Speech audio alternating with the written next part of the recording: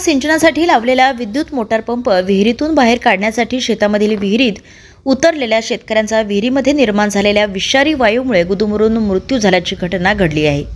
भंडारा जिल्ह्याच्या परसोडीनाग शेतशिवारामध्ये ही घटना घडली असून या घटनेमध्ये स्थानिक परसोडीनाग येथील रामचंद्र टिकाराम बावनकुळे वय वर्ष 57 या शेतकऱ्याचा मृत्यू झाला।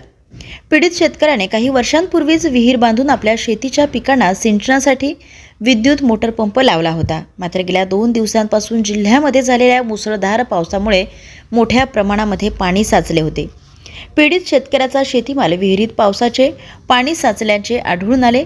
या स्थितीमध्ये विहिरीत बसवलेला विद्युत मोटर पंप या पाण्यात बुडून खराब होण्याची भीती असल्याने पीडित शेतकरी घटनेच्या दिवशीच विहिरीत लावलेला मोटर पंप काढण्यासाठी विहिरीमध्ये उतरला होता। यावेळी विहिरीत निर्माण झालेल्या विषारी वायूने गुदमरून मृत्यू झाला।